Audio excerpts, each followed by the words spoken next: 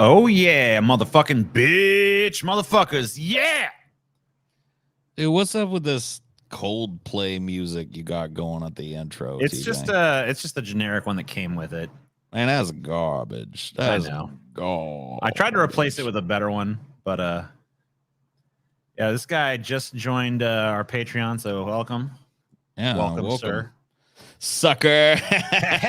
We got your money now, bitch. Ha! Stupid motherfucker. You thought there was really content back here? Nope. That's all you get, bitch.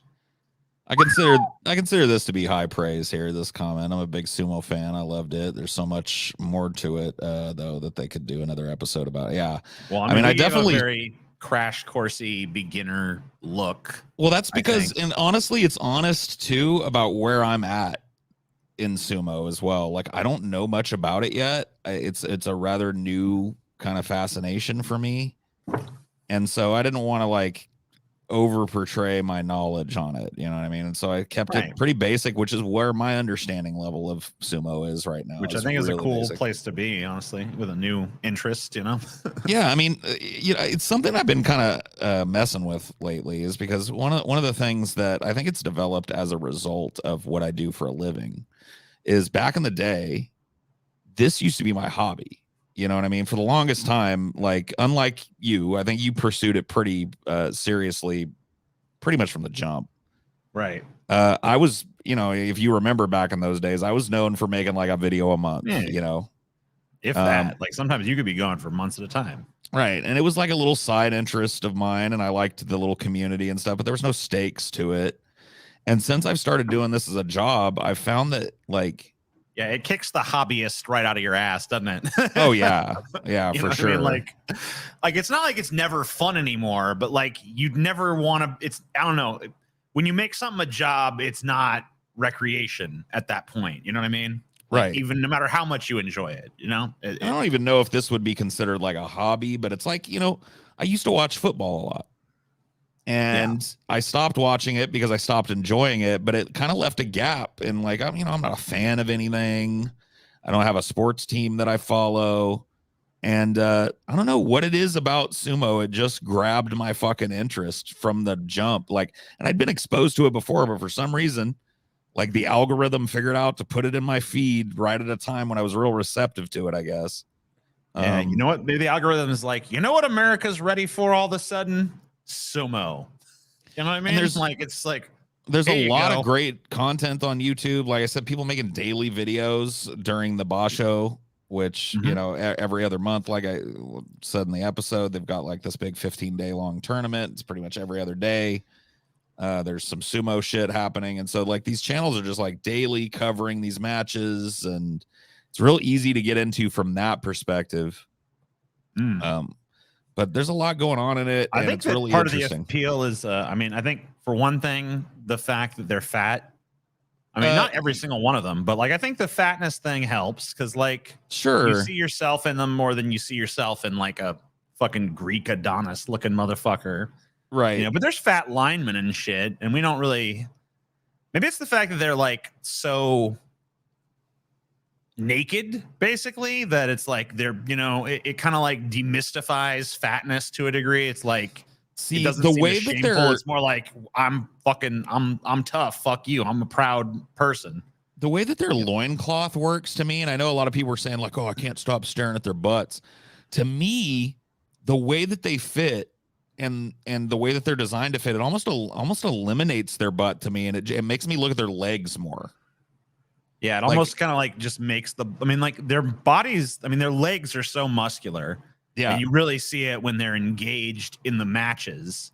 You know, obviously their legs have fat on them just like the rest of their bodies do. But like when they're engaged in those matches, you can see the musculature of those legs. And a lot of times, by the way, this guy here disappears into just leg muscle, you know? You can tell if you look, this guy on the right here is actually, he's a Westerner. And so it's one of the things I didn't get into because I'm not super familiar with all of them yet, but there's a number of like non-Japanese sumo wrestlers throughout history, and there's kind of a checkered past with it. There's all, I covered in my last episode. You weren't here for it, but then the Shinzo Abe episode. Yeah, Japanese society is a little bit racist. They're not. Oh yeah, I mean, there's definitely. I mean, they're very xenophobic. They're I don't want to say restaurants. they're very xenophobic. It's kind of xenophobic for me to say that, honestly, but there is a lot of xenophobia in Japan. Right. There are restaurants in Japan, a lot of them that are like these little neighborhood restaurants that have this thing called a no first time customer policy. And it's basically like, if we don't know you from the neighborhood, if you're like a tourist or a foreigner of any kind, like you're not allowed to be in there. Like it's Japanese, locals only, Japanese people only. And they're not super widespread, but those types of joints still exist in Japan, kind of showing you the underlying anti-foreigner sentiment. Right. But even something as like old and storied and revered in Japan as sumo, they've softened it enough in the last 20-30 years that you're starting to see a lot of people that are from outside of Japan. One of the things that I saw, like I was talking about in in the episode, was like I saw a black dude that was like getting into the sumo world and shit, and he was trying to raise through the ranks. Yeah. And he was talking about some of the difficulties he was having, and it wasn't like he wasn't really encountering a lot of like overt racism, as more of like, it's more like of a barrier for these guys, being treated as a novelty rather than being treated seriously. Right. Or, being kind of treated as like almost like you're not really a sumo wrestler because you're black, you know. It wasn't you're a whatever, like it wasn't like outright scene of the KKK or whatever, but it's still Emmanuel Yarborough is that black guy. Yeah. Okay. And a lot of what it is for these guys is the political shit. It's like being kind of like overlooked in favor of other people for promotions and stuff. It's not an easy thing, but there are some of these foreign wrestlers that have really won over the Japanese public and crowd. Probably the most famous one wrestling right now is Tochinoshin, who I don't know if we'll see him wrestle in this video, probably not, but he's like Croatian, I think. Cool. And he's a big dude, just a big fucking stocky muscly guy, and he wrestles pretty well. He's been one shade below Yokozuna, so he's been an Ozeki, which is only two at any time. Ozeki, there's an Eastern Ozeki and a Western Ozeki, and so yeah, he's been at that level, and he's trying to get that back now, but not Yokozuna. Oh man, look at that fucking hurt, bro. You see how hard he went down on his back? Yeah, and I did notice I did have the ass fixation for a second there because there was some major jiggling going on. Yeah, some cottage cheese going on. But yeah, you can see. I mean, these fights can be brutal sometimes. I'm wondering if I can find a match that exemplifies it. But they do this slapping technique where they're like shoving up in each other's faces hella hard. Yeah. And you're just like, man, one of those would probably leave me fucking dizzy and dazed and shit. And they're just exchanging them back and forth. So it can get pretty brutal across in the ring here. I mean, it's a combat sport, dude, he just fell right on his fucking back and ribs on the edge of that hard clay arena and shit. Yeah, that's not like, it's not a forgiving surface, No, it's definitely not something you want to fall on as you're falling out. And you can see how close the audience is too. That's another thing, is a lot of times audience members just get plowed into. Yeah, I've seen that happen. So it's I think it's one of the things. Because I've never like really done the research or anything, but I've gone down the sumo rabbit hole a few times. Yeah, I mean, mostly just kind of like casually like watching some matches here and there. I just find it really interesting. I love how authentic it is, given how old the sport is, how like devoted to upholding the traditional, not only the feel of it, but just the look of it. You know what I mean? Like I said, a lot of sports exist now that, like discus and shit, but people are wearing modern clothes and they're using modern equipment and stuff. And this is really, they're not. This is pretty much exactly what appeared before people, 500 years ago, 700 years ago in Japan. Yeah. And that's really interesting to me that they've preserved it to that level. anytime you see a sumo wrestler in that white knot and those lightning bolt kind of like things, that's the Yokozuna belt. So that's the current Yokozuna Teruno Fuji there. And he's a Yokozuna that's currently like trying to, like, once again, he can't be eliminated. So his win-loss record only matters to his legacy at this point. And so he's so once you're a Yokozuna, you're always. Yeah, you're always Yokozuna until you have to retire. Gotcha. Like when you can no longer uphold the wins and you're no longer a force in the ring. And you can see that Teruno Fuji here, who wins this match, both of his knees are bad.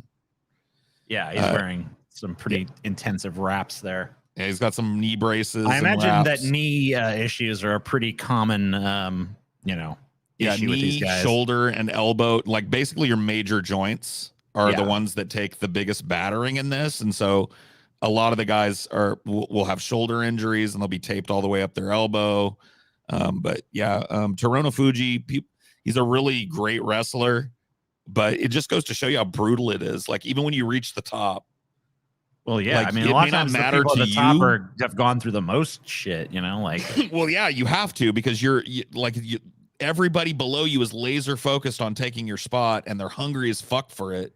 I mean, one of the reasons that LeBron James has such an impressive record at this point is because he's been able to play the sport so much longer than people did in the past. Because there's been so many breakthroughs in treating sports injuries and stuff. Yeah. Like, basketball players used to have a way shorter shelf life because of all of the joint injuries that you get playing basketball. And I'm sure this sport's probably the same way. Yeah. And if you see those same kind of medical things applied, you're probably going to start seeing people compete longer in this. We've gotten to a point where, athletes are usually able to maintain their careers a lot longer than they used to be able to, just because advances in medical technology. Yeah. Sports medicine techniques and joint maintenance. Let me see if I can find Kenho again because I want to show you something about him. My current favorite guy to watch, Kenho, the big dude. He has this gnarly fucking surgical scar on one of his legs. On his leg. Yeah. Is it on both legs? It's on one leg and there's two giant. Yeah, I did notice it. In action this May. There, I'll just mute this and we'll just watch him. But yeah, no, so you can tell he injured himself horribly at some point. Probably had to have pins and rods and shit put in his leg. It's kind of hard to see from here, but you can see it on his right leg there. He's just got pretty much his whole thigh scar. Basically. Yeah, it was a huge scar. Yeah, you see it right there. Big, giant surgical scar on his leg. And so I remember when I was watching earlier, I thought at first it was just like a divot in his fat, but then I realized that's definitely an incision. And look at this dude's legs. His legs are just like, he's fat as fuck, but look at how powerful those fucking tree trunks of legs are that he's got. And imagine how much fucking pushing power is behind that. It's just amazing to me. I mean, for a dude his size to be able to get in that crouch position and then get back up, like bounce back up like that. Yeah. I mean, that's a lot of strain on your fucking back. I mean, yesterday I was at the gym and I had to do an exercise I'd never done before, which was what are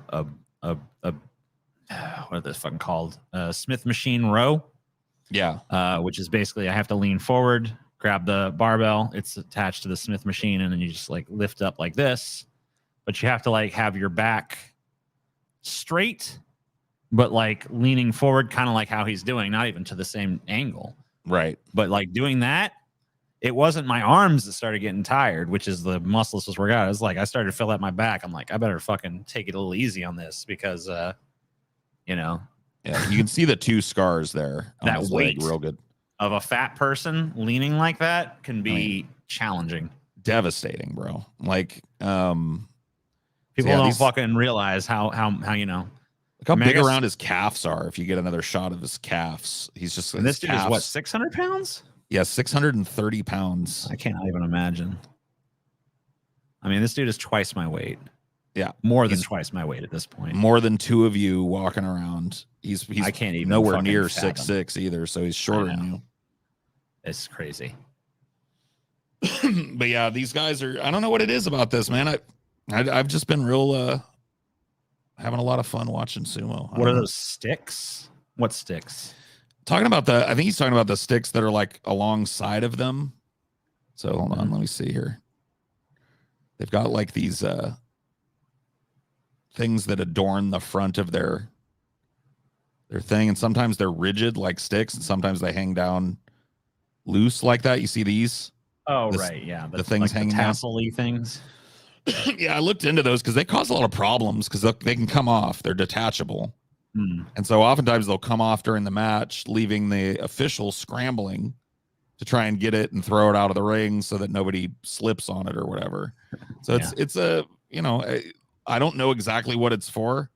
I read into it because I was interested in it early on, and apparently it's there to remind wrestlers not to like touch the groin, I guess. Like, you know, you see how they fall down during the match in front of kind of the groin area. It's meant to be like a reminder, I guess, of where you can and can't grapple. Right. But oftentimes you'll see him like that there. His fell off at the end of that. You can see he's carrying it around now. And I'm not sure what they're for. They're obviously, like, you'll see them being used in even really old sumo matches. So well, this is a sport very tethered to tradition, obviously. So, like, a lot of times, maybe stuff that doesn't really necessarily make sense might stick around. You know. So who knows? I wonder what this would be like if it got Americanized. Well, one of the things that I didn't really cover as much as I kind of wanted to in the episode was like the wrestlers' names. So they take names basically for the same reason that like you'd rather go see The Big Show rather than whatever his name is, Bill John William III or whatever the fuck, you know what I mean? Like their names are taken because they're more evocative, and they give like character and narrative to different wrestlers and shit. So there's a definite parallel and probably an etymology between sumo and modern WWE style sports entertainment wrestling. Yeah, I mean, I know that wrestling, pro wrestling as it exists now in America, is an offshoot of something called. It used to be called shoot wrestling, or it was called catch can, some weird phrasing. But basically, they started off as legitimate matches, but they started getting fixed so often that eventually it just became kind of a fake sport, or, you know, at least I know they don't like to be called fake, but you know what I mean. Right. Predetermined outcome sport. That's another thing too that I didn't cover with some of the controversies in sumo. And match fixing is probably the biggest, and it's still a problem due to the way that it's designed. We kind of covered the increasing ranks and shit, and there's a 15 bout tournament. So basically, if a wrestler at the upper levels makes 8 and 6 in a tournament, they get to keep their spot. Right. And so, but they still have to fight another 5 times. And so those 5 matches are inconsequential to them, which is wide open for match fixing shit, right? Right. Like once a guy gets 8 wins, he doesn't have to really worry. I mean, he obviously wants to win more because it pads out his stats and makes his but position more secure. if he's looking to make a little extra gambling money, yeah, or something drop a few matches to some lower ranked guys who are willing to pay the bribes. To someone who's maybe willing to fucking cough up a little cheddar to or betting the ranks themselves. You know what I mean? There's illegal betting that goes on. Yeah, obviously the Yakuza or somebody might be willing to pay to fix a match or two. So that's kind of interesting. But yeah, no, I don't know. It's hard for me when I do one of these episodes, when I get into something like this, because I don't know how to convey the excitement that I feel when I'm watching the matches. You know what I mean? Like to me, there's just something that I really enjoy. I really like watching the matches. They're brutal as fuck. And I don't know, the athleticism of these dudes, pretty interesting. I think one of the things that maybe gets lost on audiences, maybe not every audience, but like audiences that are not experienced with carrying around excess body weight, is just like how incredible some of the stuff these guys are doing really is when you consider, you know, the weight that they have on there. Yeah. You know, it's like, you know, even just like the simple act of doing the foot stomp, like that's impressive to me. Well, yeah, just these dudes I know will, how hard that fucking is. You'll see a dude like this size and bigger, and they'll lose the match by like basically falling into the splits, and you're like, whoa, okay, there's something else going on here. Like my fat ass, if I fell into the splits, I would rip tendons out of my leg, and I would be fucking done. I did fucking like 3 sets of dumbbell squats yesterday at the gym. Yeah. And you know, my legs are basically like fucking on fire from that, and that's like nowhere near as challenging as like any of the stuff these guys are doing right here. I mean, yeah. I mean, it's just like incredible. You can see how like I love that too, because a lot of times these matches will be right on the razor's edge. You see those straw bales that are on the outside of the ring. Mm-hmm. Like you haven't lost until your foot goes outside of one of those. So you can use them to brace yourself in the ring like he does here. Yeah. This guy's doing a successful push on him, but he uses the leverage that he gets from that little raise in the straw. It's like on a hair's breadth. One little step out and this match is over in a different way. But think about having to hinge all that body weight and all that tension on just that one little part of your foot. Right. And having the knowledge of how to like counterbalance the moves that this other dude is pulling in order to leverage your weight in the proper way to get him spun around and do the same to him.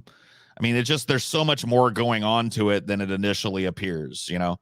I think when I first started watching, it was just like, whoa, these big dudes clashing into each other. But a lot of what happens in the match happens after that clash, you know? It's just like the starting pistol. Because there's like a lot of technique involved. I mean, like anything. Look how brutally he's going after this dude's throat. Here, right. And he still loses. Anything that's this old is going to have a shit ton of technique involved. I mean, like you don't fucking rise to the pinnacle of something like this if you're just like a big dumb wrecking ball that just crashes into people. No. Like you can't. It's like there's too many people who have fucking figured out the counter for that. Right. So you got to develop your own measures and obviously like it's been around so long and so categorized, they now know pretty much every way that a match can be won. Right. Like they know exactly like the 82 ways and 5 unofficial ways that you can fucking win a sumo match. Yep. And that's it. I mean, there's nothing that falls outside of that. If it falls outside of that, it's outside of the rules. And yeah, like one of the things that sounds really fun to me, because you want to learn, like as I watch this, I want to learn the names of these techniques so that I can call them out when I see them and learn which wrestlers use which moves. Cause that's part of the fun is like, classic Akigoro technique, you know? Yeah. Like every one of these dudes trains to their strengths. And so you'll see them employing different moves, you know, and I want to know what those moves are. And that's one of the hardest things about it, to the point where there's like drinking games in Japan amongst lifelong fans where they try to name all the techniques used by both. Right. I mean, it's hard to memorize 82 fucking things. Yeah.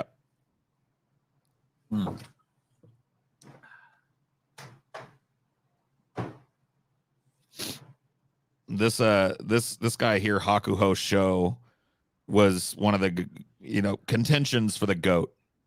Right. And he actually retired in 2021, so he's a very recent GOAT. But he had he had just as long a career as Raiden did. He dominated the sport for about 20 years. And so that's unheard of, by Yokozuna standards. The guy was still wrestling in what a lot of people consider to be super top form all the way to the end. And so, like I said, like techniques have improved so much in like sports medicine and training and shit since, just like in the last like 20, 30 years. But a lot of these dudes will reference these other guys as being their idols and stuff. And so they'll try and wrestle like them, And so each one of these guys, especially at the top levels, they've got their own. Usually when you're trying to develop your own style, you're gonna start by imitating someone else's. Yep. Like even people who are very out there and except like a Salvador Dali, started off imitating the styles of painters that he liked. Right. I don't know. I started off imitating fucking Brett Keane, for fuck's sake. Oh God. I was like, Dude, wow, like this guy's really good. Like the cliff, dude, standing in defiance of the ocean. Defiance as the waves crash against him. But I was right about that. He is. I mean, you got to give him persistence, right? Sure, yeah. If nothing else. I want that Yeah, robe probably the shouldn't referee get rid of has. Yeah, it does look cool. You can see this referee because he's officiating a Yokozuna match. If you look, you'll see that he's got his blade Oh, he's in got his the belt, blade. He's got the dagger. ready to fucking fall on his sword if he makes a bad call. See it there tucked in his little robe.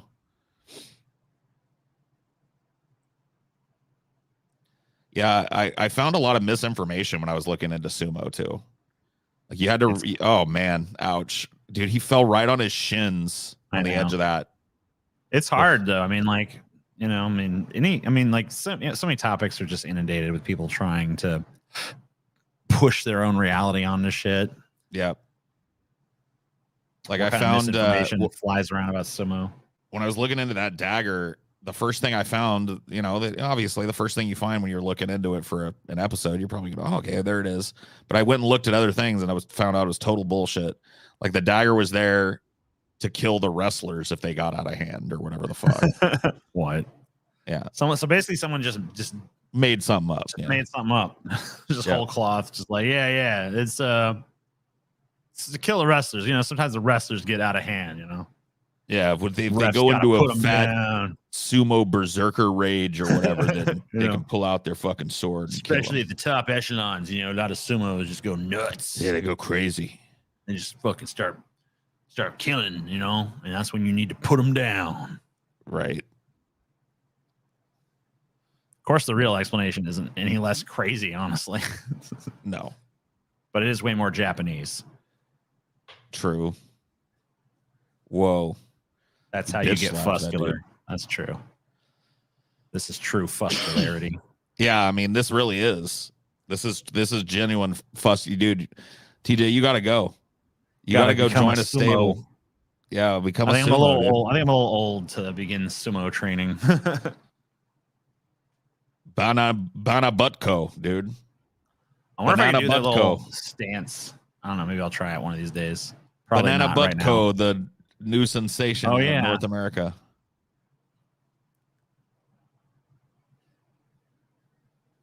Too old to begin training.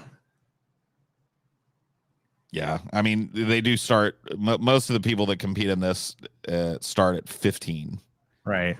That's pretty crazy that they fucking know at 15, or I don't know. Or how does that even start? Like, they just see like a 15-year-old, like, you look like you'd be a good sumo. I mean, it's the same as like a kid that signs up for a college team or whatever the fuck and plays for them early or starts pursuing. Mike Tyson started boxing around that time. Yeah, Mike. A lot of athletes probably started really pursuing their art form right around that time, and it makes sense. It's like the time. It's a good roundabout time when the male body is achieving its peak physicality. You know what I mean? You're not worn down by injury, and you're just kind of like coming into all your new muscle and size and shit. And I definitely wish that I'd gotten more into like working out and shit when I was that age, but you can't turn back that fucking clock of time. So whatever. Unfortunately, no. I'm not gonna worry about that too much. Ain't seen a pro sumo with a full beard. I don't think you will. I don't think that's really. I mean, like, these guys are obviously very beholden to tradition, so. Well, they kind of have to be, like, in order to be considered for the top. I'm pretty sure it'd be a liability. I mean, you would stand out. You would stand out in the wrong ways. You don't want to be controversial if you want to make more money in sumo. So if you're genuinely, that's why you see all the Westerners. They respect the hairstyle and they do all the shit. You know what I mean? They engage in the ritual of it, even though they weren't born to it, out of a desire to be accepted and non-controversial, so that eventually they might occupy that top rank. Yokozuna comes with about $1 million a year salary, and that's not counting. I'm assuming there's probably endorsement deals and things of that nature as well. Tons of companies and sports companies and shit. You see a lot of it here. A lot of what you're looking at are corporate logos. So this little part of the ritual where they wear this special belt and apron, that's where the sponsors get some of their money. You know, like our wrestler. This is Tochinoshin, by the way. The guy I was talking about, he's Georgian, so Eastern European. Yeah. And you see how big and bulked out he is. He's a muscly guy, but also big as a fucking truck. Oh, yeah. Anyway, I'm just going on and on about sumo. I don't Two mind. sumo episodes out of us. I don't know how well I just did that. I tried to do the leg thing. I don't think I did it very well.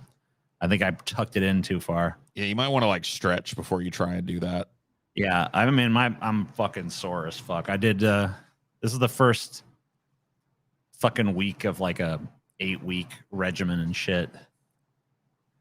Yeah. So one of the reasons that guy probably thought I was tired is because I am, because I have like a neuropathy in my feet, especially my right foot, and sometimes that can be cause like weird surges of pain. It only ever seems to happen when I'm sleeping, so I don't know what the connection is between it and sleep. But I would say like at least, I don't know when it started, maybe like a year or two ago, I'll have nights where it just goes vroom, vroom. So it just like pulsates and radiates kind of. Is it like pins and needles feeling? The first time that it happened, I thought that I had been bitten by like a brown recluse or something. I thought that I thought I must have like some kind of spider bite. And I just examined my foot. I saw nothing there, but I just kept feeling it.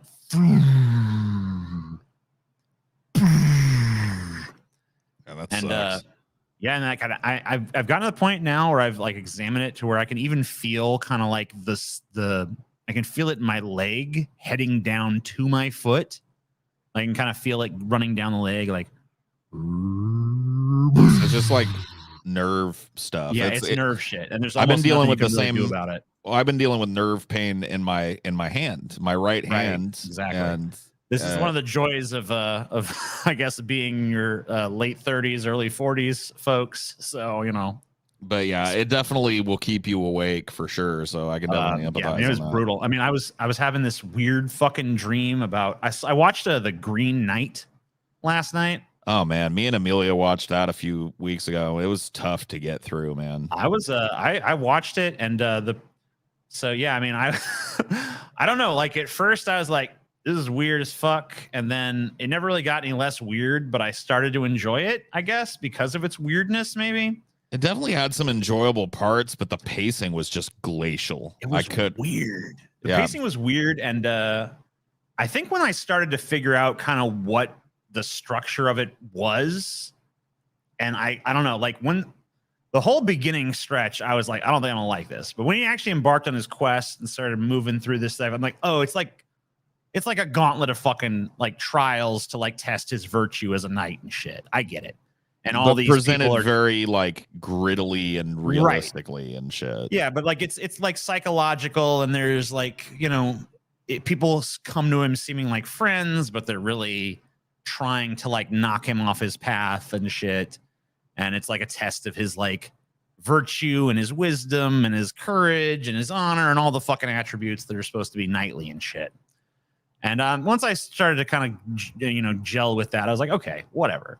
But anyway, it influenced my dream because I started having like Arthurian dreams. And I was it was in my dream, I was King Arthur, actually. And I was telling like a handmaiden or something, go fetch me a bucket of water from the lake. And then she fetched me the bucket of water from the lake, and then I reached into it and I pulled out fucking Excalibur. And I was like, that's pretty cool. I'd actually think that'd be a cool scene in a movie. Yeah, that is kind of neat. Like, you know, because it's handed to him by the Lady of the Lake and shit. So I was like, oh, maybe he can get it from that, access it from that water even even if it's just in a bucket or something. And it's a way of like removing any effort on his part. You know, he has somebody bring him it. It was because I was in a battle and stuff. I was like, bring me this, you know, I had some inferior sword, but I was like, this calls for fucking Excalibur. I don't know why I didn't just have it, but you know, whatever. But anyway, I'm having this dream and I'm like about to slay these giants and shit. And it was a pretty cool fucking dream because I usually in my dream, I'm just like, I'm me, but I'm stuck in a fucking McDonald's or something, you know, or like, I have, you know, I'm doing my taxes or some horrible fucking whatever. Stuck in some kind of rut that you can never escape from. Right. It's just like a stress dream or something. But this time I'm fucking King Arthur. I got a sword. I'm slaying giants. I'm doing fucking all this awesome shit. And then I'm like, phoom. I feel like very like distantly at first, like, phoom. Phoom. Phoom. And then it's like, what's going on? It's like, that's your foot. That hurts. And then I woke up and I didn't get sufficient sleep because it's fucking.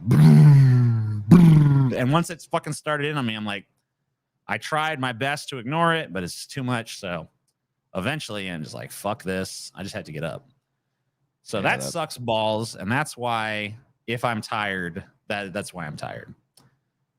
So that do suck. So fuck that guy that said that, but I wasn't gonna bitch about it during this show and derail the whole sumo thing.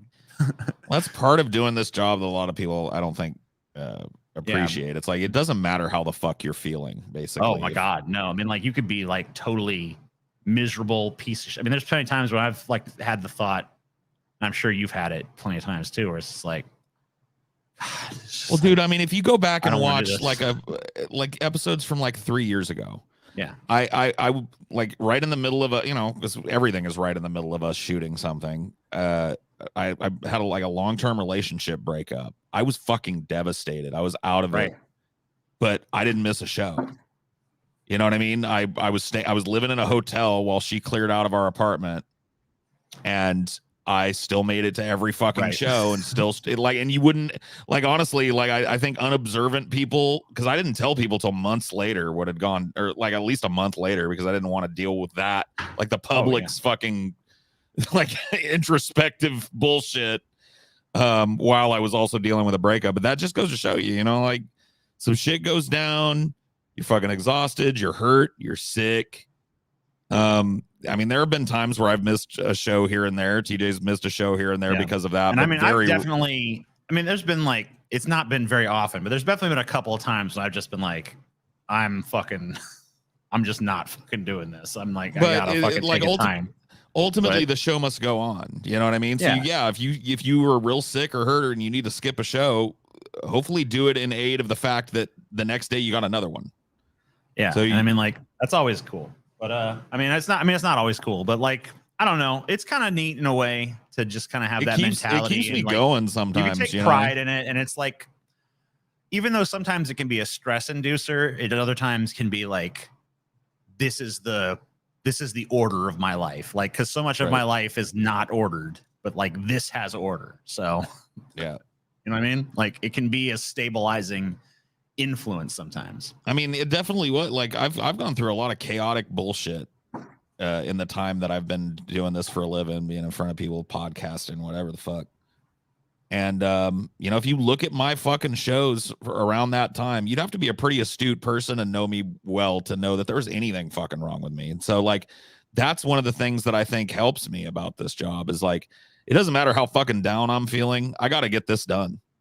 You know, it gives me something like, and in order to get this done, I can't mope.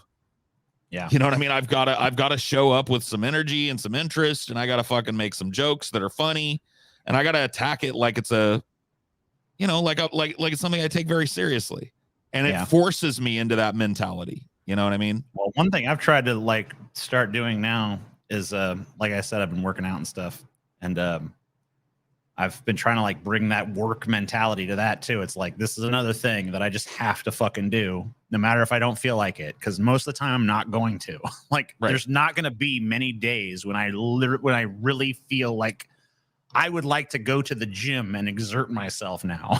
You know what I mean? Like it's not typically going to be like, wee, especially for someone like me who doesn't even like to fucking leave his house. And last night when I went, my fucking headphones died almost instantly, which is like, fuck. So now I don't even have my little bubble of fucking my own vibe going on. Now I got to be subject to the vibe of the gym playing like pop music and shit. Hit me, baby, one more time. It's not that, but you know, it's like whatever. I don't even know the pop songs anymore. So I'd walk out of a gym if they played "Hit Me, Baby" one more time, bro. Not me. I'd start dancing, and I'd be like, "Hit me, baby." You probably would too. Honestly, I can't. I don't even know. Yeah, but like I don't know. I've been trying to fucking find balance and stability and all that shit, and like it's really fucking hard. I don't. Like, not to discourage you because I'm looking for the same thing. I don't think that balance exists. I don't either. I think it's a goal to try and attain. And as you try and attain it, you can make some positive changes in your life. But the idea that at some point you can lay your burden down and go like maybe the day you die. I've achieved it. Every other fucking day is, you trying to get that and attempting balance. to try to make it work. It's like Sky wrote me the other day, and he called me up. And I didn't respond to his call. And then he wrote me like, how are we supposed to do this Fighting Boys channel if you never fucking respond to my calls? And I was just like, all right, well, here's everything else I've got going on in my fucking life. And I just like listed it. He's like, oh, well, I can see you're probably overwhelmed by that. It's like, yep. But we I was just like, let's just set a day and time aside that we're every week. We're just going to deal with this. Cause that's what I need. I need like there to be like a stabilizing, this is the time for that. Yep. But unfortunately, like you cannot one of the things I've learned is you cannot micromanage your fucking schedule down to the gnat's ass. There's just going to be too much shit that's going to fucking throw a monkey wrench in the works. There's going to be too much shit that's going to take longer than you thought, shorter than you thought. There's going to be too many times when you're going to want to go out to eat or watch the movie or do this thing or someone's going to need you. So it's like you cannot fucking schedule yourself down to that nth degree unless you're willing to just be an inflexible prick and just be like, fuck anyone else's needs. This is what I'm doing at this time. Sometimes you got to go into that mode doing this. I mean, yeah, sometimes you really do. But I mean, you can't. I don't know. I don't have the fortitude to be that all the time. I don't think. And it wouldn't be a good thing for anybody involved if you were that all the time. But everybody has to be that at some point. You just got to fucking suck the day's dick and then wake up tomorrow and suck that day's dick too. And you can cry about it. You can whine about it. You can wish you had a time to do this, that, or the other thing, but you just don't. And so you get through it, you push through it, you get it done. And, usually you feel pretty accomplished at the end of it. You get this little dopamine hit of accomplishment and self-worth and stuff that rapidly dissipates into the miasma of suffering that is human existence. But, I just find, and I know it's like a fucking unhealthy mentality to have and shit, but like, I just find that like, for me, if I'm not doing something, I'm going to get fucking depressed. Like inertness fucking just destroys me like nothing else. I have to be working on something. If I'm not working, I'm not happy. Yeah. I mean, I'm not even happy when I'm working, but at least I'm not sad. You know what I mean? like that's kind of the mentality. I mean, I don't know. I kind of like, it's kind of weird for me to say because I think that there's like a general conceit of like my laziness or whatever out there in the world, which is true, I think, to some degree, because I do like sort of fall into that indolent mindset. But really, I'm kind of a workaholic. Like I'm constantly trying to distract myself with this project, this project, this project, this project. Right. And it's like, there's like an idea of like wearing yourself thin. I don't really think it's that. I think it's just like the sheer amount of fatigue and the frustration that you create for yourself when you try to juggle that many things is just like, it's like you feel like you're not making enough progress on this one, and then you focus on that, and then this one falls behind. You're like, oh, fuck. It's like I definitely know what you're talking about. Trying to keep so many fucking balls in the air, and you're just like, oh, God, oh. And then one drops, and you try to like pick it up while still juggling the others, and then, you have a cascade effect. It's like, oh, fuck. And then some days it's just like, I don't feel like fucking juggling right now. But then you're just like, I'm a piece of shit. I'm just a fucking lump. one of the things I love about this job too is like, once again, it's another example of that looking for balance type of thing. So, you know, we spent a lot of time developing this like schedule and output for shows, and we really got good at working around it. You know, if somebody needed a day off, we moved this to this, and it gave people, you know, a reasonable amount of time off to recoup from work and shit. And then we you know, like, it's like we self-sabotage. It's like it wasn't working the way we wanted it to. And in an enterprise like this, you have to be willing to fucking kill the sacred cow and move on. Yeah. And so it's just like, I you know, kind of like we'd just gotten really good at keeping this other schedule. And we're like, well, let's throw a grenade and blow all that up and fucking start doing things totally different. Well, that's why I was saying, like, and I guess this is maybe like a more internal thing, but I don't know, it really harms them to hear this or harms us for them to hear this or anything. But like, one of the things I was saying is like, I think from now on, when we make changes, they need to be like gradual over time.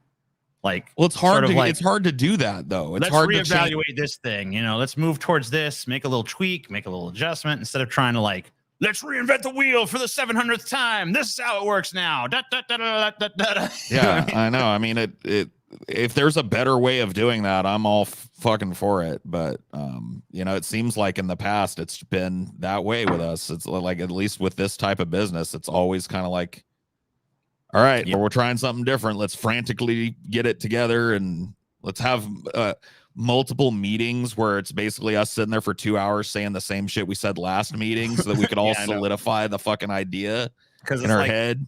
It takes that long to just figure it out, you know? Yeah. But I just think, like, you know, I don't know, moving forward, I think we just need to be like, all right, what do we need to change this month, if anything? Okay, let's try this. And then we change one thing instead of trying to revamp the whole fucking, you know, shebang. Yeah, I mean, it's whatever. I mean, we have a method, and the methods change with the times. Yeah, I mean, well, you cannot fucking not change. Like, show me anything that has not fucking changed. I guess sumo wrestling. But other than that, show me something that's fucking just been like, all right, perfect out the gate. No fucking changes necessary. It just fucking chugs on along. Because what happens then is people are like, this show's stagnant show. And if you change the show, it's like, oof, go back to the way you used to do it. I've gotten way better at tuning that type of shit out. And part of that has honestly been, at least recently for me, doing less like the personal streams on Ideology and shit. Yeah. Like, I've just, you know, I got to the point where those were just like, I was being reaction baited and shit. Like every time I did like, one, let's go push the Paul button. Right. Know? And it's just like, I'm not really interested in making that kind of content. And so I'm not going to put myself in front of the audience in that context, which is kind of sad, but you know, you take a break from it and it's interesting. You come back and you have a way more focused and fun and cool stream. So yeah, less is more. But I've gotten really fucking adept at ignoring the non-expert advice that comes out of fucking every left field that exists. I think the point where I really just kind of built that skin up was like when we transitioned from doing Drunken Peasants to doing this show. I was just like, all right. I mean, because I knew when we were making the changes, I'm like, all right, there's going to be a lot of people that don't like this. Right. And we kind of counted on it to some extent, because we were, for sure, there was a lot of people in that audience that were just like, I don't want these motherfuckers. They're more, I mean, I don't consider them an asset. They're a liability. They fucking suck. And so it's like, let's do something that's going to keep the ones that we want, drive these people away. You know what I mean? Yeah. But I think that there are some people that are fans of content just for that. Like they're like agents of chaos always. They want to dismantle a show and then complain about how it's put back together again. You know what I mean? Like it's, so those types of people, you know, whatever, their view counts just as much as an ardent fan's does at the end of the day. So very true. I'm happy to have them around. I just don't like interacting with the fucking people because they're psychic vampires. I just don't like giving them power, you know? Right. And I mean, like, there's certain people out there that like they'll come and they'll present ideas in a respectful way, and I'll try to be receptive to that, even though a lot of times it's very difficult for me to be, because it's like, you don't really know what you're talking about. And it's I know you want to believe that you do, and I know it I know it emotionally hurts you that when I say you don't, because I know you really are invested in the idea that you do, but you fucking don't. You just don't do this. I mean, for a lot of fucking living, times okay? the advice, like I've really gotten to the point where I don't even like hearing that anymore because it feels like I try and think of an analog. You know what I mean? And it's like, yeah, like I never go to a welder and be like, come on, bro. No, you need to hold that torch there way longer if you really want that to. I mean, like, how the fuck would I know? Why am I supposed to YouTube video or something? Like, why am I supposed to like politely endure the inexpert opinions of every fucking Tom, Dick, and Harry off the street? No other profession does that. Like even professions that aren't like seen as like lifetime professions, like nobody's coming in. Like I worked at Starbucks for 8 years. I was a pretty good barista. I don't remember not one customer that came in to pick apart like how I was fucking doing my job. Maybe one or two, and they were real fucking assholes. I didn't react to them with, you know, like acceptance, like kind of meek, mild, like okay, as a barista, you know, like being like, hey, you're actually supposed to do it this way. Like, oh, what the fuck? So I worked here for like whatever 3 years or whatever. Fuck, right, that's one thing, but no, like it would be okay. She actually knows what she's talking about. But most of the people don't like. It's not that. It's not coming from. Yeah, that like place. if someone was like, "Hey, man, I run a successful podcast, and I just think you should do this." It's like, oh, but for some reason, because from someone who knows what the fuck they're talking about, cool, useful, interesting, intriguing. Because you know, like interacting with people is part of what we do, part and parcel. Like there's this assumption that gives people like I think there's a couple assumptions. Number one, that we want or need advice. I'm not saying we're doing everything fucking perfect and shit, but 99 times out of 100, it's what TJ described for me. It's something I've already thought about, or it's rote, but it doesn't seem rote because the person doesn't do this for a living, but it's something that's just like, you know, like lock, stock, and barrel what we do. And it's like a lot of it is based on the assumption that they know something they don't. I try to be respectful to the ones that are nice about it, but I really don't take it too seriously. I don't ever want that kind of interaction with fans where I'm just having to like politely nod and smile my way through a bunch of unsolicited advice. That doesn't sound like any kind of profession I want to work. Well, you know, I'm pretty hostile to it. I started a fucking you know, fitness, not really a fitness, I guess like a personal transformation Twitter or whatever the fuck. Right.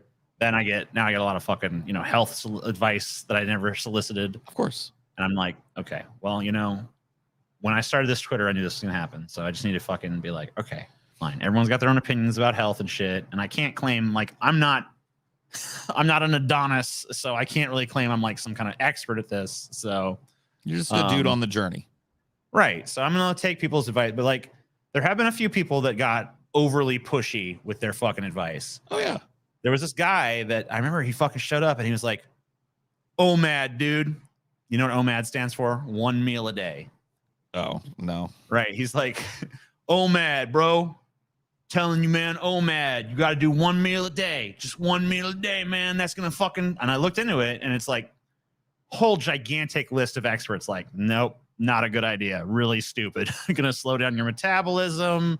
Gonna fucking not get sufficient calories. Even if you do get enough calories, you're gonna fucking be like fatigued trying to burn them all up at once. And like there's gonna be a lot of fucking issues with this, and it's not really the best way to eat. And you know, it's just like hey. That's why I'm one of those people that if I'm curious about something that has to do with my business, I'll go look into it. You know what I mean? Like I'll go and find out like what have people done in the past? What do the guys who've been doing this a little longer than I have think of it? I have resources that I can go to. You know what I mean? If I'm wondering about something about the business. So it's just the idea that like advice is necessary that I think people have in their heads that it just feels like it's at a certain point, it just feels like, and I know it's not meant this way all the time. Sometimes it is though, knowing the internet, how degenerate fucking trolls can be. But you know, it's not meant to be like insulting, but it kind of is. You know what I mean? At a certain point, it's just like I don't mean like you're not my advisor, like, you know? You know what I would take more seriously, honestly, is you know, rather than you telling me what I should be doing, just telling me what you want to see. Because that might actually be useful. Because I know you have experience as a fucking viewer. You don't have experience running a fucking show. But, even then, like, sometimes people don't really know what they want to see. But that's fine. At least a lot of times if someone tells me, like, man, it'd be so cool if this happened, I'll take that seriously because, they know what they want to some extent. But I think that, what really everybody wants is they want a show that feels like, and this is, I can almost think of it as like the Star Wars paradox. People want new Star Wars content that feels like the old Star Wars stuff did, but doesn't rehash any of that stuff specifically. It's got to feel like that, but not be that. And it's like, they want the unattainable at that point. They want some ineffable feeling from childhood. And it's like, that's gone, dude. You're a grown up now. I mean, you don't get that sense of childlike wonder anymore because you're not a child anymore. Dude, every once in a blue moon, I will watch something that has that level of significance to me and get a little bit of a rush of that childlike wonder. But that's all you get as an adult. It's doled out in little bursts. Right. You get to enjoy it for a second. And you know what? Just prize and cherish it when you get it. But if you want some font of it, it ain't fucking happening, man. No. It's not out there. Stop looking for it. And in fact, you looking for it is harming your ability to even find it. Because sometimes if you just let go and be like, and just relaxed your fucking standards a little bit, some of this shit that you complain about would hit you a lot fucking better than it does. Don't let go too much, TJ, or this comment may come true. I know what TJ should be doing. It's changing out his shit britches. Oh, shit, man. I fucking hate you guys for that fucking meme, dude. I don't know what you're talking about, man. There's no meme. Bro. It's happened on tape, man. Yeah, it's all documented. It's documented that it happened. I'm gonna try this fucking sumo shit. Hold on. You're gonna do the sumo stomp? Oh man, you're gonna fucking rip your hamstring or some shit live. Dude, I can't even see your foot in the camera. All right, hold on. I'm gonna angle. I'm gonna change the angle. You don't, dude. You're gonna break your fucking leg. Maybe we'll see. All right. Oh my god. TJ trying to do the sumo stomp. Whoa. Okay. It looks like he kicked the table. He kicked over the table. He kicked over his camera. Oh. Good job, TJ.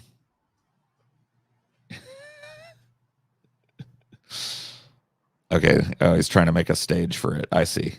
Okay, here we go.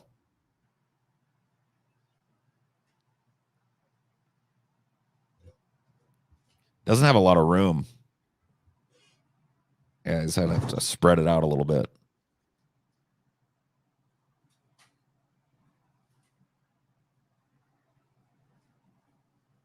Here he goes. All right, he got it set up.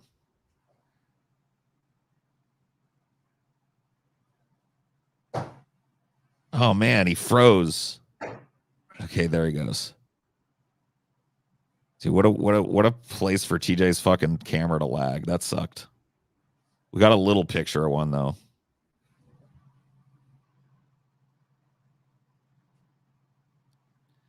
It was not as impressive a stomp as a sumo wrestler. I'm gonna go to the hospital now. Yeah, I was gonna say, man. How's your groin? You okay there? No, it's actually fine. It was. I know the technique was not perfect there, but it was closer than I thought I was gonna get. Yeah, you didn't get anywhere near the height that some of these dudes that are your size get, or the stomping power. But all that comes with practice 4 out of 10. And stretching, and they deserve at least a 5. Come on, bastard. Now it's your turn, Paul. No, I ain't fucking doing that shit, bro. Dude, I fucking hurt myself. Hurt my knee a couple of months ago just getting out of the bathtub. Okay. So I'm lucky if I can just get out of the fucking bathtub without hurting myself, let alone doing around cartwheels and shit. Yeah, I'm in the same boat. even though I'm going to the gym and doing stuff, like there's still times when I could just be walking and just like step on my foot wrong and just be like, oh, fuck. Yep. So it's like, you just know an injury could happen at any fucking moment for no good goddamn reason whatsoever. So some shit fucking bends a way that it's not supposed to, and you're in pain for 6 days. It's just part of life. So when I was talking about my knee earlier, there's a fucking when I got in that fight at Universal Studios, I fucking tore something in this left knee, and I never got it properly fixed. And even all these years later, there are times when it threatens to fucking re-injure. So that's why I gotta be careful on like treadmills and knee shit, anything that involves the knee. There's like a level of like, there's a little like dice roll that happens every time. You know what I mean? Oh yeah. Like, and it's not, I don't know if it's like if you had 100-sided die or something, and it's like, oh, if it lands on 18, you're fucked or whatever, like one every time you roll that dice, it's like, 37, I'm fine. 86, I'm fine. 91, I'm fine. 3, I'm fine. 18, fuck. Ah! Then it's like you might be out for a few days. Now you might fucking be out for a few weeks. Who fucking knows? It's crazy. Yeah, I need to fucking get like a knee brace or something to like help those odds a little bit. It would probably be smart, especially when you're doing stuff like squats and shit. Because I mean, like I need something I think I need some reinforcement on my back, and I need some reinforcement on at least one of my knees. So, yeah. I wake up with new injuries I can't explain. It's called being over 30. Yeah. I hear you. Oh yeah, dude. I have to stretch. Like I've been trying to be better about it, but like stretching will help to reduce. Oh yeah. A stretching regimen is a good fucking idea. But so yeah, I know you have those things you like. I forget what they're called. You got those, I saw them when I was at your house. Oh, the chirp wheels. Yeah.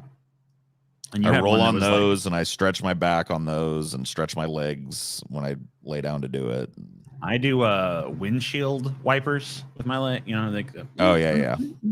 I do the. I got a few different stretches I do. I don't really know what the names of them are, but I have a little regimen that's mostly for my back. I have a regimen that pretty much, at least for now, when I wake up with my back, like, it'll like pretty much set it right. Yep. And it's like takes about 5 to 10 minutes, but it does usually fix my back. Now, the place where I really have issues is like my neck, especially like leading into the base of my skull. There's like a tension there that I have no fucking idea what to do about. Yeah. So that's your cervical spine. I have a lot of problems in that same area. Yeah, it's just like, I mean, it's I think a part of it is sitting in front of these screens all the time and shit. So I try to just like limit my screen time as much as I can, but of course I do it for a living. Most of both it's like recreation and occupation happen on these screens. So it's like, give me a break. You know what I mean? Yeah. Also fucking just like fucks with your eyes and shit too. Yeah. Say look 20 feet away. It's like I'm not in a room where I can look 20 feet away. There's nothing 20 feet away in here. Yeah, no. Yeah, it is an eye strain fucking hazard. Try to deal with that shit too. There's 1,000,001 fucking things. And I'm sure it just doesn't get any fucking better. It just gets worse as you get older. There's the wolf demons that come for every podcaster once a day that we have to beat with our bare hands. Yeah, that's one of the things people don't even know is about the wolf demons and shit. I mean, I don't like sharing it with people because it keeps the numbers of competition lower, Yeah, like a lot of people, they just, I mean, I'm always fucking laughing when I hear someone like, I'm going to start a podcast. Like, oh, he's dead. Wait till he gets to the wolf demon part. He's fucking done for. Yeah, he's like, oh man, this audio. Oh, fuck. I didn't think there was so many audio issues trying to get this. Oh my God. Yep. It's like, you idiot. You didn't even fucking put out bacon for the wolf demons. Fucking idiots, man. They don't know any of the tricks, dude. They don't know any of the tricks. They're just noobs. And then they come to you crying about the wolf demons like you're supposed to help them with their conundrum. And it's like, dude. I got mauled by wolf demons. It's like, what the fuck did you expect, man? Like, hey, you're in the podcast business now, bitch. You sold your soul to be in the podcast business, and now the wolf demons are just part of your fucking day to day, bro. Yeah, like, what are you gonna do? Befriend the wolf demons. I mean, if you can, I guess some of the best guys can. There's no befriending them. I mean, you can kind of like come to an uneasy, shaky truce, I guess. Yeah, a détente. But that's about as close as you get to friendship with those motherfuckers. It's about as good as you get. They could still pop off and end up in a mauling at any fucking second. So of course. Pay off. We're giving away too much, man. All these people are going to go start podcasts. Yeah, that's true. We don't need to be fucking. Yeah. In fact, the whole wolf demon thing is just a bit. Yeah, that was just a bit. There's no wolf demon. Wink, wink. Give me a fucking break. Wolf demons, you guys are suckers. Saps. What do you think, TJ? Is that a grease trap? I think it was a pretty greasy one too. Yeah, nice greasy trap. It was. Grease up those traps. All right, have a going, y'all. See you next week with more greasy goodness. Yeah, we'll see you Wednesday too. See you Wednesday for a fucking intimidating gauntlet of shit. Oh, it's gonna be great. It's gonna be something. It's gonna be brutal for us, but maybe great for you guys. Hopefully. Yeah, maybe. Maybe our suffering will bring you joy.